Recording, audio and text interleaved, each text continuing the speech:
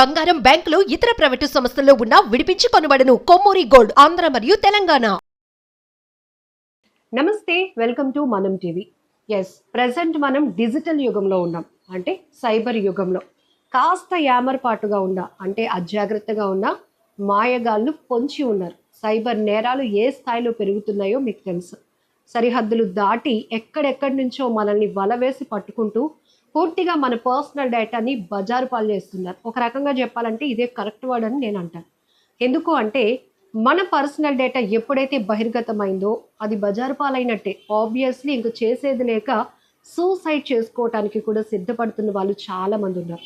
మనం కొద్దిగా ఎంతో పోగు చేసుకుంటాం డబ్బులు మన అవసరాల కోసం, చాలా కష్టపడతాం, కానీ క్షణాల్లో మాయం అయిపోతుంది. ఇదంతా కూడా ఏంటి, మనలో అవేర్నెస్ లేకపోవడమే, మనం అలర్ట్గా లేకపోవడమే. సో ఇది చాలా యూస్ఫుల్ వీడియో అయితే నేను చెప్తాను. ఎందుకంటే మనతో పాటు ఎథికల్ హ్యాకర్, అలాగే Limca book of record holder, national youth icon awardee Bharat గారు మనతో పాటు ఉన్నారు. ఎంటర్ప్రీనర్ కూడా. ఆయనతో మాట్లాడి చాలా వాల్యుబుల్ టైం మన కోసం స్పెండ్ చేశారు. చాలా వాల్యుబుల్ ఇన్ఫర్మేషన్ మనం ఈ వీడియోస్లో తెలుసుకుందాం. నమస్తే భరత్ గారు. నమస్తే అండి. థ్యాంక్ యూ సో మచ్ అండి. మీరు రెగ్యులర్గా చాలా బిజీగా ఉంటారు, మాకు తెలుసు. సో ఇంతకుముందు వరకు కొన్ని ప్రొఫెషనల్స్లో ఉన్న వాళ్ళు బిజియెస్ట్ పర్సన్స్ అని అనుకునేవాళ్ళు.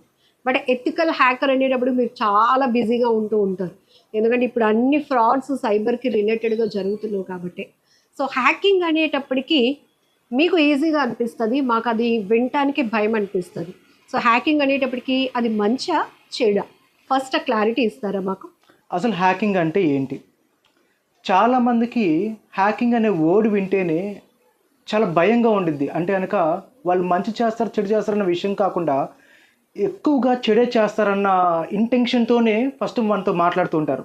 సో యూజువల్గా ఏంటంటే కనుక మనము పెద్ద న్యూస్ ఛానల్స్ని చూసినట్లయితే కనుక హ్యాకింగ్ గురించి, హ్యాకర్ క్రెడిట్ కార్డ్స్ని హ్యాక్ చేశారు, హ్యాకర్ బ్యాంకులను హ్యాక్ చేశారు, అసలు హ్యాక్ అనే టెర్మినాలజీని ఒక క్రైమ్ పార్ట్కి యాడ్ చేస్తారనమాట.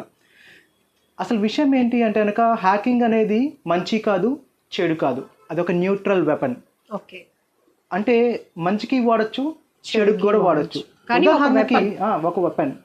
ఉదాహరణకి ఒక ఎగ్జాంపుల్ తీసుకోండి. ఒక నైఫ్ని తీసుకొచ్చి ఒక హౌస్ వైఫ్కి ఇవ్వండి, కానీ ఏం చేస్తారు? కట్ చేస్తారు కూరగాయలు చక్కగా, అంతే. సో ఒక నైఫ్ని తీసుకొచ్చి ఒక హౌస్ వైఫ్కి ఇస్తే కూరగాయలని చాప్ చేస్తారు. అదే నైఫ్ని తీసుకువెళ్ళి ఒక క్రిమినల్ చేతిలో పెడితే he will threaten someone. Yes. Okay, the object is same but the intention is different. అలాగే హ్యాకింగ్ అనేది మంచికి కాదు, చెడుకి కాదు, అది ఒక న్యూట్రల్ థింగ్ మాత్రమే. అయితే it's all depends upon the persons intention who is using it. So కొన్ని ఈ సైబర్ థీమ్గా వచ్చే మూవీస్లో కూడా హ్యాకర్స్ అనేటప్పటికి ఒక మాస్క్ వేసుకొని మీరు చెప్పినట్టు ఒక క్రిమినల్ బ్యాక్గ్రౌండ్ క్రియేటెడ్గా మనం ఇప్పటివరకు చూడటం వల్ల ఒక హ్యాకర్తో జనరల్ కాల్ మాట్లాడాలి అన్నా కూడా భయమే. ఎందుకంటే ఎప్పుడు వాళ్ళు ఎలా మన పర్సనల్ డేటాని హ్యాక్ చేసేస్తారు అని. సో ఎలా మనం అలర్ట్గా ఉండాలి? అసలు ఆ పదం వింటే ఎందుకు భయం వేస్తుంది, అది ఫస్ట్ చెప్తారా? ఇక్కడ నేను ముందుగా మీకు చెప్పానండి, హ్యాకింగ్ అనే టెర్మినాలజీని మొదటి నుంచి కూడా ఒక క్షుద్ర పూజలు చేసే ఒక మాంత్రికుల్లాగే సృష్టించారు. ఇక్కడ విషయం ఏంటి అంటే డాక్టర్ని జనరల్గా డాక్టర్ బయటికి వెళ్ళి నార్మల్ టీ షర్టు ప్యాంట్ వేసుకొని వస్తే నేను డాక్టర్ అంటే కనుక ఎవరు వినరు, నమ్మరు. అండ్ జనరల్గా నేను డాక్టర్ అని చెప్పినా కూడా ఆ పదానికి నేను డాక్టర్ అని చెప్పినా కూడా మాట్లాడేటప్పుడు డాక్టర్కి ఇచ్చిన వాల్యూ కూడా ఎవరు వాళ్ళు అని. అది ఒక కోట్ వేసుకొని రమ్మని చెప్పండి, స్టెథోస్కోప్ వేసుకొని రమ్మండి, మీరు డాక్టర్ కాకపోయినా డాక్టర్ అనే ఇంటెన్షన్ మన మైండ్లో క్రియేట్ అవుతూ ఉంటుంది. మొదటి నుంచి అలా ట్యూన్ అయిపోయింది, మన మైండ్ సెట్ అనేది అట్లా ట్యూన్ అయిపోయింది. అలాగే హ్యాకర్ అనేసరికి హుడ్డీ అనే వేసుకుంటారు, ఆ తర్వాత మాస్క్ వేసుకుంటారు. ఇప్పుడు నేను జనరల్గా నార్మల్గా రెడీ అయ్యి వస్తే హ్యాకర్ అంటే ఎవరు నమ్మరు until I speak everything about that in depth. So అలాగే మన మైండ్స్ అనేవి అలా ట్యూన్ అయిపోయింది. Okay, we should give the priority to the content first. మనం వారు ఎట్లా మాట్లాడుతున్నారు, దేని గురించి మాట్లాడుతున్నారు, అండ్ తనకి ఎంత నాలెడ్జ్ ఉందో దాన్ని బట్టి తను ఏ ఫీల్డ్ చెందుతారో చెప్పి మనమే నిర్ణయించాలి. ఓకే, కానీ ఇక్కడ సినిమాల ప్రభావం వల్ల లేకపోతే కనుక సమ్ న్యూస్ ఛానల్స్ వల్ల ఏం జరిగిపోయింది అంటే కనుక ఒక డాక్టర్ అంటే ఇలాగే ఉంటారు, హ్యాకర్ అంటే ఇలాగే ఉంటారు, ఈ డ్రెస్లోనే ఉంటారు అని చెప్పి ఒక ఇంటెన్షన్ అనేది క్రియేట్ అయిపోయింది జనాల మనసులో. So that should be change actually. Yes. So మీరు చెప్పారు ఒక న్యూట్రల్ వెపన్, దాన్ని ఎలా వాడితే అలా పని చేస్తుంది. కానీ ఇప్పుడు ఈజీ మనీకి అలవాటైపోయిన చాలామంది ఏ మార్గాన్ని ఎంచుకుంటున్నారంటే ఇదే మార్గాన్ని. ఎక్కడ సైబర్ అనే దాంట్లో మోసపోయే వాళ్ళు ఎవరు ఉన్నారా ఎత్తుక్కునే పనిలో వాళ్ళు ఉంటున్నారు. మోసపోవడానికి అంటే ఫస్ట్ ఆశపడి మోసపోవడానికి రెడీగా ఉన్న దాంట్లో విక్టిమ్స్ ఉంటున్నారు. సో మనం ఎలా అలర్ట్గా ఉండాలి ఫస్ట్, అది అవేర్నెస్ కూడా చాలా ఇంపార్టెంట్. అంటే హ్యాకింగ్ అనేటప్పటికి ఏమేమి హ్యాక్ చేయొచ్చు, మన నుంచి వాళ్ళు లాక్కునే అంశాలు ఏంటి?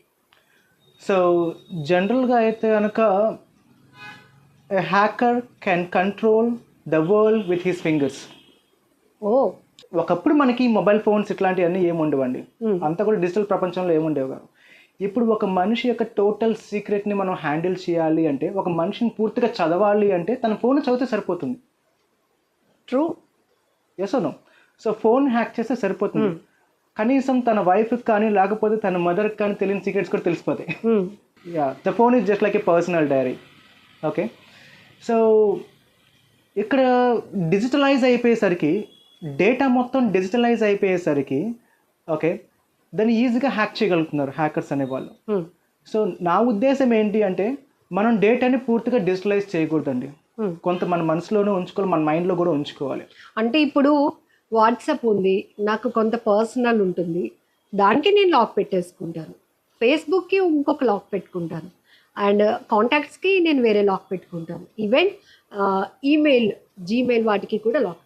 ఇన్ని నేను లాక్స్ చేసుకుంటున్నప్పుడు ఇంట్లో వాళ్ళకి తెలియదు కదా ఎవరో ఎక్కడి నుంచో ఎట్లా హ్యాక్ చేస్తున్నారు. సో ఇదంతా కూడా ఎట్లా ప్రైవేట్ అయిపోతుంది, పర్సనల్ లైఫ్ డేటా అంతా ఎట్లా ప్రైవేట్ అవుతుంది అంటే, మీరు ఇందాక ఒక మాట చెప్పారు, ట్రూ. సో హ్యాకర్స్ కేవలం చేతి వేలతోనే ప్రపంచాన్ని ఆడిస్తున్నారు. ఇది ఒక ఇల్యూషన్, ఒక మ్యాజిక్ లాగా అనిపిస్తూ ఉంది.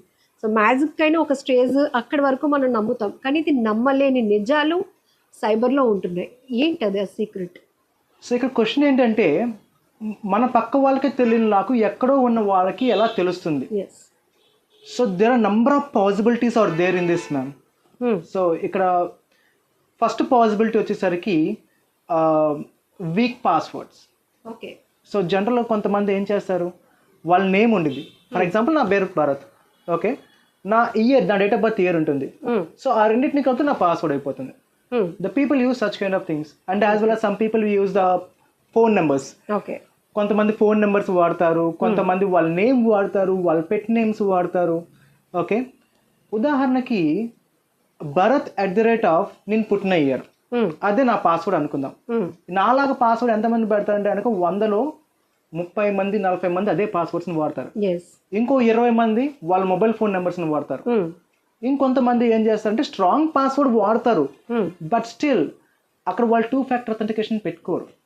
2 ఫ్యాక్టర్ అథెంటికేషన్ పెట్టుకోకపోవడం వల్ల ఏం జరుగుతుంది అంటే, someone can do the brute force attack against their accounts.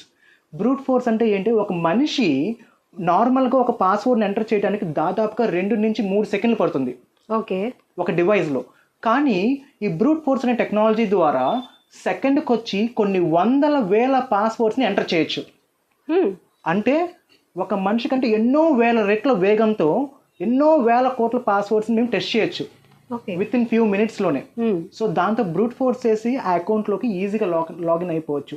మీరు సరిగ్గా చూస్తుంటే కనుక జేమ్స్ బాండ్ మూవీస్లో మీరు చూసే ఉంటారు, అంటే గ్రీన్ కలర్ టెక్స్ట్ పైకి వెళ్తూ ఉండేది, సరిగ్గా పాస్వర్డ్ మ్యాచ్ అని వస్తుంది. That is actually called brute force. అది నిజమైన అటాకే.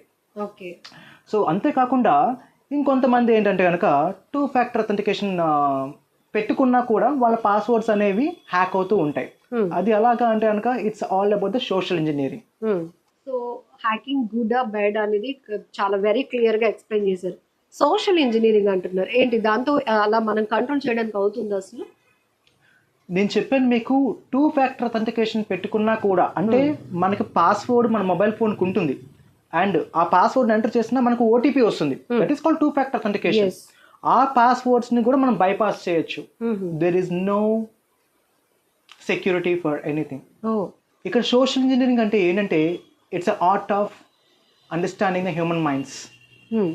అంటే ఒక మనుషుల యొక్క మనస్తత్వాన్ని పూర్తిగా అర్థం చేసుకోవడానికి ఈ సోషల్ ఇంజనీరింగ్ మనం వాడతాం. యాక్చువల్గా సైబర్ క్రైమ్స్లో కానీ లేకపోతే సైబర్ సెక్యూరిటీలో కానీ ఈ సోషల్ ఇంజనీరింగ్ అనేది కీలక పాత్ర పోషిస్తుంది. క్రిమినల్స్ని పట్టుకోవటానికైనా లేకపోతే విక్టిమ్స్ని ఎరగా మనము పట్టుకోవటానికైనా కానీ, క్రిమినల్స్ విక్టిమ్స్ని పట్టుకోవటానికైనా కానీ, లేకపోతే సెక్యూరిటీ రీసెర్చర్స్ క్రిమినల్స్ని పట్టుకోవటానికైనా కానీ సోషల్ ఇంజనీరింగ్ ఒక ముఖ్యమైన భాగంగా ఉపయోగపడుతుంది. ఓకే, ఇక్కడ విషయం ఏంటంటే humans are the weakest link in the security chain. ఈ ప్రపంచంలో మీ మొబైల్ ఫోన్ సెక్యూరే. ఓకే, మీరు మంచి సెక్యూరిటీ ఎక్స్పర్ట్, ఒక పెద్ద ఫైర్ వాల్ని తయారు చేశారు మన భారతదేశం మొత్తానికి కూడా. But still you are a human, you have weaknesses. I will tell you an example.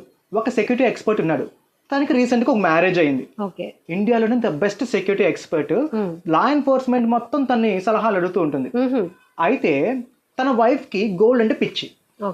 Okay, డబ్బులు అంటే పిచ్చి కాదు, గోల్డ్ అంటే చాలా ఇంట్రెస్ట్. తనకు లింక్ వచ్చింది, ఆ లింక్ మీకు క్లిక్ చేయగానే 1 lakh జ్యువెలరీ కేవలం 10,000 రూపీస్కి మాత్రమే అని చెప్పి ఆఫర్ పెట్టారు. అండ్ దట్ టు ఆ ఆఫర్ 5 minutes మాత్రమే అని చెప్పారు. ఓకే, సో అక్కడ ఒక వీక్నెస్ ఉంది. తనకి ఏంటి ఇంట్రెస్ట్? డబ్బుల కన్నా గోల్డ్ ఇంట్రెస్ట్. ఆబ్వియస్లీ చూస్తారు. అందులోను ఇంకా బిగ్గెస్ట్ ప్రాబ్లం ఏంటంటే అది కేవలం 5 నిమిషాలు మాత్రమే ఉంది ఆఫర్. తను రియలైజ్ అయ్యేసరికి 2 నిమిషాలు అయిపోయింది. 3 నిమిషాలు తలుపులు బదులు కొట్టుకుంటూ వచ్చి, ఏమండి ఇట్లా నాకు గోల్డ్ పర్చేస్ చేయాలి, 10,000 రూపీస్ గోల్డ్ అంటారు. అతను చూసి ఇది ఫేక్ అండి అని చెప్తారు తన వైఫ్ కి. ఫేక్ అండి వద్దమ్మా అని చెప్తారు. అయితే కనుక ఒకవేళ అది నిజంగా ఫేక్ అయితే ఐ విల్ లూజ్ 10,000 రూపీస్. అది నిజంగా ఫేక్ కాదంటే I will lose 1 lakh rupees jewellery. 90,000 save అవుతుంది కదా అక్కడ. అవును, అందరూ అలాగే ఆలోచిస్తారు. ఓకే, సరే అయితే కనుక 10,000 రూపీస్ నేను ఇవ్వను, నా వల్ల కాదు, ఎందుకంటే అది ఫేక్ వెబ్సైట్ అని ఆర్గ్యూ చేస్తాడు. 10,000 రూపీస్ నాకు ఆ మాత్రం ఖర్చు పెట్టలేవా అంటే 10,000 రూపీస్ కంటే అంటే నాకంటే 10,000 రూపీస్ ఎక్కువ ఎమోషనల్గా బ్లాక్మెయిల్ చేస్తారు అనమాట. అంటే 10,000 కంటే నాకంటే 10,000 ఎక్కువ, లెట్స్ డివోర్స్. నన్ను అర్థం చేసుకుని ఎంతేనా, divorce. Things are like that. అంతేకాకుండా అదొక ఎగ్జాంపుల్. ఒక సెక్యూరిటీ ఎక్స్పర్ట్ అయినప్పటికీ కూడా తను ఏమీ చేయలేని పరిస్థితి. తన రిలేషన్ కాపాడుకోవాలంటే ఆ 10,000 ఇవ్వాలి, పే చేయాల్సిందే. ఓకే, సో ఇట్లా ఎంత తెలిసినా కూడా మనం ఏమీ కొన్ని చేయలేని situations. Why? Because we are humans, we are bind up with the lot of emotions. The another example is 2017లో ఒక ఆర్మీ ఆఫీసర్కి ఒక ఫేక్ ప్రొఫైల్ వచ్చింది. ఓకే, సో అండ్ తను ఆ ఆఫీసర్ చక్కగా కమ్యూనికేట్ చేశాడు, బాగా మంచి ర్యాపో బిల్డ్ అయింది. అది పర్సనల్ ఇన్ఫర్మేషన్ షేర్ చేసుకునే దాకా వెళ్ళింది, ఆ తర్వాత ఇంటర్నల్ ఆర్మీ ఇన్ఫర్మేషన్ షేర్ చేసుకునే దాకా వెళ్ళింది. సో ఇక్కడ విషయం ఏంటి, ఆఫ్టర్ దాట్ మన లా ఎన్ఫోర్స్మెంట్ ఏం చేసిందంటే ఇమ్మీడియట్గా తనని సస్పెండ్ చేసి తన మీద ఎంక్వైరీ చేసి తర్వాత న్యూస్ పేపర్లో కూడా వచ్చింది, న్యూస్ ఛానల్స్లో కూడా వచ్చింది. అదంతా వేరే విషయం. ఇక్కడ తన వీక్నెస్ ఏంటి, ఆపోజిట్ జెండర్. అట్లా every one have their own weaknesses. కొంతమందికి మంచోళ్ళుగా బిహేవ్ చేయటం అంటే ఇష్టం, కొంతమందికి బ్లడ్ డొనేట్ చేయడం అంటే ఇష్టం. వాళ్ళ బ్లడ్డే కాదు, వాళ్ళ ఫ్రెండ్స్ బ్లడ్ కూడా డొనేట్ చేస్తారు. ఓకే, అది ఒక వాళ్ళ వీక్నెస్. వీక్నెస్ అంటే అది చెడు కాదు, అది ఒక బలహీనత, మంచి చేయాలన్న బలహీనత. ఓకే, ఇంకోటి ఏంటంటే కనుక కొంతమందికి డబ్బులు సంపాదించాలన్న వీక్నెస్, ఇంకొంతమంది హీరోయిన్స్ని కలవాలన్న వీక్నెస్. ఇట్లా ఒక్కొక్కరికి ఒక్కొక్క రకమైన వీక్నెస్ అనేది ఉంటుంది. Everyone have the weakness. So ఆ వీక్నెసెస్ని ఎక్స్ప్లాయిట్ చేయటమే సోషల్ ఇంజనీరింగ్. ఓకే, ఇప్పుడు మీరు ఎంత పెద్ద పర్సన్ అయినా కానీ, even you are well educated, well trained, but still you are a human, you have a weaknesses. Okay, exploiting the weaknesses is called social engineering. ఈ సోషల్ ఇంజనీరింగ్ అనేది లేకుండా ఏ క్రైమ్ కూడా ఫుల్ఫిల్ అవ్వదు. సో ఇక్కడ human psychology అనేది hackers like అంటే ఇందులో ఎథికల్ హ్యాకర్స్ కాకుండా దీన్ని ఏదైతే చెడుకి వాడాలి అనుకుంటున్న వాళ్ళు క్యాచ్ చేసే point human emotion weakness. So ఇది ఎందుకు అంటే ఇన్ని ఎగ్జాంపుల్స్ చెప్పాల్సి వచ్చింది. ప్రతి ఒక్కరు మేం స్ట్రాంగ్, నన్ను ఎవడు మోసం చేయలేడు అని అనుకుంటారు. వచ్చే ఆఫర్స్ ఉంటాయి కదా, అది వీక్నెస్సే కదా. ఎందుకంటే 10,000 ఈయన చెప్పినట్టు ఒక 1 lakh వర్తబుల్ గోల్డ్ 10,000కి విత్ ఇన్ సెకండ్స్ ఆఫర్ అనేటప్పటికి ఆబ్వియస్లీ మనసు అటే లాగేస్తూ ఉంటుంది. అమ్మ ఒకవేళ ఇది క్లిక్ చేయకపోతే మనం లాస్ అయిపోతామా అన్న ఆలోచన వస్తుంది ఏంటో. ఎవరో పెట్టిన ఆఫర్ని మనం అది యూజ్ చేసుకోకపోతే మనం లాస్ అయిన ఫీలింగ్ ఎందుకు వస్తుంది? మళ్ళీ మనం మన పర్సనల్ లైఫ్ని, మన పర్సనల్ అమౌంట్ని లాస్ చేసుకోవడానికి ఈ వీక్నెస్. సో ఇందులో చాలా చాలా అయితే డెప్త్ సబ్జెక్ట్ అయితే ఉంది. సో హ్యాకింగ్ అనేటప్పటికీ ఇది గుడ్ బ్యాడా అనేది మనం డిసైడ్ చేయడం కాదు. It's a neutral weapon. ఈ వెపన్ని ఎలా వాడుతున్నారో ఇప్పుడు మనం సైబర్లో నోట్ అవుతున్నటువంటి చాలా కేసెస్ కూడా చూస్తున్నాం. కాబట్టి సోషల్ అవేర్నెస్, సోషల్ ఇంజనీరింగ్ అనేది చాలా మస్ట్ అని చెప్తున్నారు ఎథికల్ హ్యాకర్ భరత్ గారు. థ్యాంక్ యూ సో మచ్ అండి. నమస్తే. Thank you.